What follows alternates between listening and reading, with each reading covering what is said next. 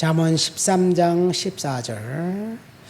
지혜 있는 자의 교훈은 생명의 샘이니 사망의 그물에서 벗어나게 하느니라.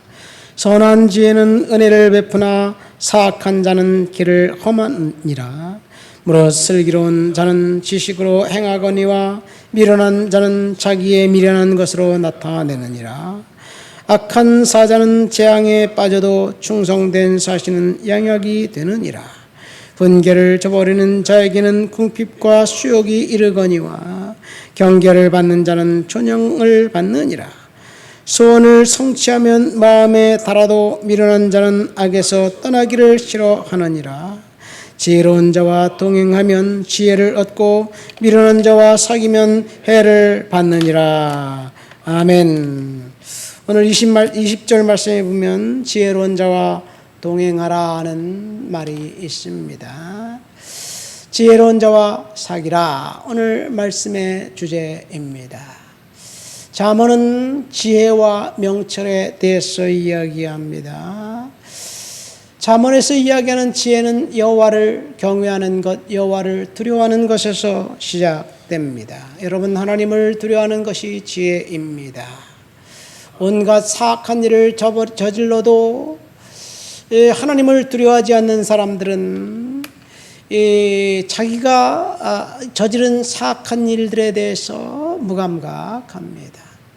다른 사람들에게 막대한 피해를 끼쳐도 그냥 그것이 자기에게 이익이 되면 무슨 상관이냐 이런 생각을 합니다. 그래서 거짓말도 서슴지 않습니다. 그래서 이기적인 행동을 하고 그리고 오직 자기 자신만을 위해서 세상이 작동하는 것처럼 생각하는 사람 있습니다. 지혜가 아닙니다. 사악한 행동입니다. 반면에 명철은 언더스탠딩, 이해력입니다. 이해력은 과거의 경험을 통해서 얻게 되는 통찰력을 말합니다. 그래서 과거의 경험을 통해서 미래가 어떻게 진행될지 진단하는 것이 이해력입니다. 봄에 열심히 씨앗을 뿌리면 가을에 거두게 된다는 것, 그것이 자연의 이치지요. 이런 이치를 이해하는 것, 그것이 명철입니다. 그러니까 명철이 어떤 일이 일어나고 있는지를 이제 말해준다면 지혜는 그 일이 왜 일어났는지를 이야기해주고 있습니다. 우리는 성경으로 돌아가서 오늘날 일어나는 일들을 판단하고 평가해야 될 줄 믿습니다. 그럼에도 불구하고 악한 사람들이 승승장구하고 잘되는 것을 볼 때 마음이 한편에 영 개운치가 않고 찝찝합니다. 그러나 악이 끝까지 승리하는 것 같지만 결국 최후의 악은 심판받고 악은 파멸될 것뿐입니다. 악한 일을 도모해서 잘되는 것 같아도 그것이 잘되는 것이 아니라 심판과 저주를 불러오는 행동이 됩니다. 하나님이 악을 언제까지 허용하실까요? 악을 허용해서 이 세상이 악인들이 득세하는 것 같아도 하나님이 잠깐 허락하신 거예요. 건불 10년, 화무 10일홍이라는 말이 있습니다.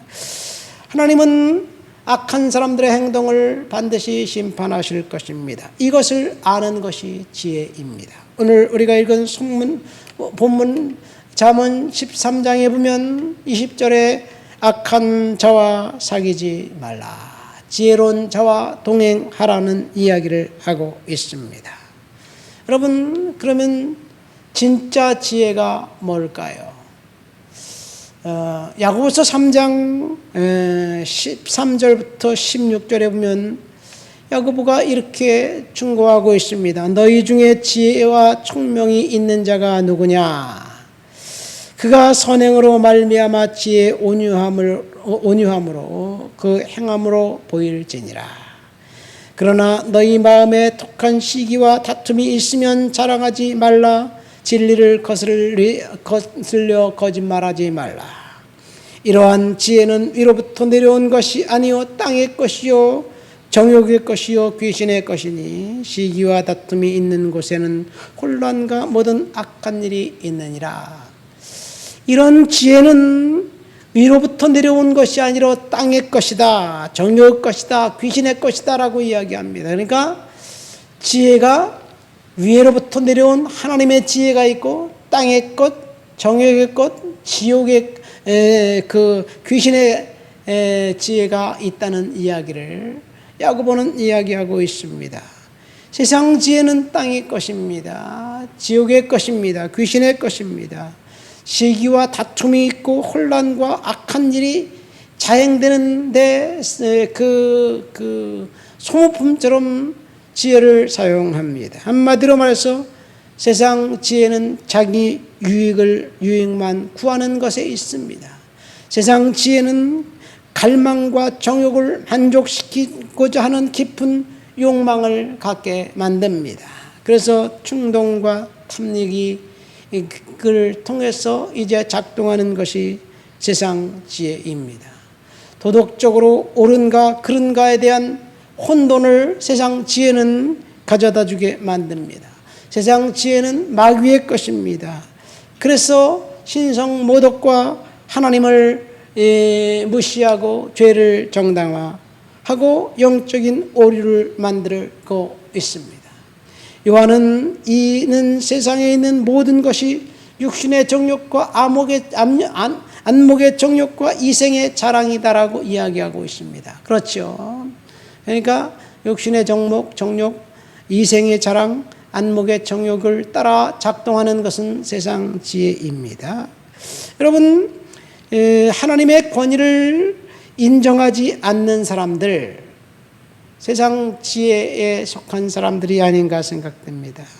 내가 지금 간구하는 지혜가 하나님의 지혜, 위로부터 온 지혜, 하늘에 속한 것인지 아니면 세상 지혜인지 우리는 판단할 수 있는 근거는 내가 지혜로 행동하는 그 행동을 통해서 사람들과의 관계가 나빠지게 하는지 아니면 다른 사람들에게 옳은 영향력을 미치지 않고 그런 영향력을 미치고 있는지 판단하면 됩니다. 우리 주위에서 일어나는 일들을 보십시오. 사람들이 지혜롭다고 행동하는 것이 다른 사람들에게 어떤 영향을 끼치나요? 그 현직 대통령이 집을 팔았어요. 사적 금융을 이용해서 팔았습니다. 자기는 돈 한 푼도 손해보지 않고 팔았어요.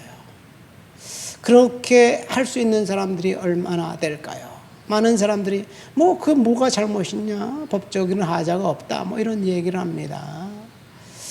그것이 자기 입장에서 볼 때는 돈 한 푼도 손해보지 않고 팔았기 때문에 아주 지혜로운 행동이에요. 전직 법무부 장관이 자신의 자식들에게 스펙을 조장해서 좋은 대학에 보내고 의과 대학원에 보냈습니다. 얼마나 그렇게 지혜롭습니까? 그러나 사람들이 그걸 지혜롭다고 보나요? 그것은 악한 행동이라고 봅니다. 그러나 그들 입장에서 볼 때는 나는 법적인 하자가 전혀 없습니다. 내가 잘못한 것이 뭐가 있나 이렇게 이야기합니다. 공분을 자아내게 만듭니다. 지혜를 동원해서 수단과 방법을 가리지 않고 자신의 어떤 이득을 탐한 결과 그거는 얻었습니다. 그것은 세상 지혜입니다. 악한 지혜예요. 다른 사람들에게 영향을 끼치는데 어떤 영향을 끼치냐? 분노를 자아내게 만들었습니다. 자기는 전혀 손해를 보지 않았습니다. 얼마나 지혜롭습니까? 그러나 성경은 그것을 지혜롭다고 이야기하지 않습니다. 하나님에 속한 지혜, 하늘에 속한 지혜는 정결과 화평과 온유합니다. 다른 사람들에게 이제 그 위로를 줍니다. 그리고 겸손한 행동이 나타납니다. 관계 속에서 화평이 있습니다. 그 사람이 하는 행동을 통해서 다른 사람들에게 평화를 끼치는 것, 이것이 하나님께 속한 지혜입니다. 기꺼이 양도하는 것. 하나님의 지혜는 교만이 아니라 봉사에 근거합니다. 다른 사람들을 배려해주고 축복해주고 넉넉히 아껴주고 섬기는 그런 일들을 역할을 합니다. 다른 사람들을 차별하지 않습니다. 위선이 없습니다. 말과 행동이 동일합니다. 이것이 하나님께 속한 지혜입니다. 여러분, 오늘 본문에 보면 하나님께 속한 지혜, 지혜로운 사람과 사귀라는 말을 하고 있습니다.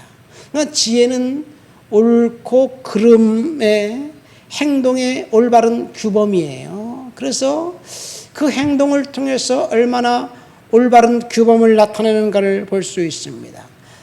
또 하나님께 속한 지혜는 선악을 분별할 수 있는 그런 분별력을 줍니다. 얼마나 세상에 속한 사람들의 지혜가 사악한지 우리는 분별하게 만듭니다. 자신에게 이익이 되면 거짓도 서슴지 않고 다른 사람들에게 해가 되는 일도 서슴지 않고 하는 일, 그런 행동을 한 사람을 지혜로운 사람이라고 이야기하지 않습니다. 악한 행동이라고 사람들은 평가합니다. 그러나 하나님을 두려워하지 않는 사람들은 그것이 지혜라고 생각합니다. 그러니까 지혜로운 사람이 득세하는 세상은 정의로운 세상이고 악한 사람이 득세하는 세상은 사악한 세상입니다. 마귀가 지배하는 세상이라고 보면 됩니다. 어떤 의미에서 보면 우리 지금 시대는 정의가 지배하고 하나님의 은혜가 지배하는 시대인가 아니면 사악한 사람들이 지배하는 그 악의 권력이 지배하는 시대인가, 시대를 분별할 수 있는 분별력을 볼 수 있습니다. 잠언 1장부터 9장까지의 주제는 지혜입니다. 잠언에서 이야기하는 주제, 하나님에 속한 지혜는 하나님을 두려워하는 것에서부터 출발합니다.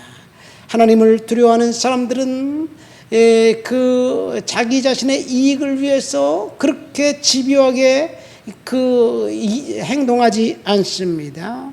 하나님은 지혜로운 자와 사귀라고 오늘 이야기하고 있습니다. 그런데 우리가 지혜를 얻을 수 있는 방법은 야고보서 1장 5절에 보니까 너희가 지혜가 부족하거든 후히 주시고 꾸짖지 아니하신 하나님께 구하라, 그런 이야기를 합니다. 우리는 하나님 앞에 지혜를 구해야 됩니다. 하나님께 지혜를 구하면 하나님이 지혜를 주실 것입니다. 우리는 하나님이 주신 지혜를 가지고 지혜로운 자와 사귀면서 그렇게 살아가야 될 줄 믿습니다. 그러면 미련한 자는 누구냐? 약삭빠르고 자기 자신의 이익을 위해서 그 수단과 방법을 가리지 않는 그 사람은 성경에서 보면 미련한 사람입니다. 그런 사람들은 우리는 거부해야만 합니다. 누가 어리석은 자를 멀리하고 지혜로운 자를 가까이 하지 않으려는 사람이 누가 있겠습니까? 모든 사람들이 다 지혜로운 자와 가까이 하고 어리석은 자를 멀리하려고 합니다. 그러나 사실 오늘날 우리 주변에서 일어나는 일들 보세요. 가끔가다 뉴스나 유튜브에서 이제 정치 패널들이 이야기하는 그런 좌담 같은 것들을 볼 때가 있습니다. 그 공정성을 기하기 위해서 좌파 패널, 우파 패널 골고루 이제 모아서 공정하게 그 시사 토론을 한다고 하는데 그 이야기를 토론을 보면 식상해요. 자기가 원하는, 자기가 좋아하는 패널의 사람의 그 행동과 그 말을 옹호하기 위해서 그렇게 이야기하는 것을 보면 어떤 의미에서 보면 불쌍하기까지 합니다. 예를 들어서 검찰청을 폐지해야 되겠다. 검찰청을 없애고 공소권을 없애버려야 되겠다라고 정부에서 그 결정을 했어요. 그런데 광주에 어떤 장윤기라는 사람이 살인한 그 강간 살인 사건이 있었어요. 근데 경찰에서 조직적으로 옹호하면서 그 일 때문에 검찰을 공소권을 폐지하면 안 된다는 주장이 일부에서 있습니다. 그럼에도 불구하고 폐지해야 된다는 주장하는 사람이 보면 그런 일이 비일비재한데 어제도 있었고 오늘도 있었는데 검찰의 공소권을 폐지해도 된다 이렇게 주장하는 것을 보면 그 사람들이 자기의 소신을 가지고 이야기하는 것일까 아니면 어리석은 자와 한편이 되었기 때문에 그럴까라는 생각을 해보게 됩니다. 그러니까 어리석은 자와 사귀지 말고 지혜로운 자와 사귀라는 그 당위성 앞에는 모두가 동의하지만 그러나 실제로 행동에는 그렇지 않은 것을 볼 때 분명히 지혜에는 파멸로 인도하는 세상 지혜가 있고 영생로 인도하는 하나님의 지혜가 있습니다. 우리는 하나님을 두려워하는 그 행동을 하는가 아니면 자기의 이익을 따라 행동하는가, 그것이 세상 지혜와 하나님에 속한 지혜, 어리석은 행동과 지혜로운 행동의 분별력의 바로미터가 되지 않을까 생각됩니다. 지혜로운 자와 사귀고 은혜 가운데 사시기를 예수님의 이름으로 축원드립니다. 하나님 아버지 감사합니다. 잠언을 통해서 지혜로운 자와 사귀라는 그 말씀과 명령을 들었습니다. 하나님을 두려워하면서 믿음으로 은혜로 살아가도록 주여 도와주시옵소서. 예수님의 이름으로 기도합니다. 아멘.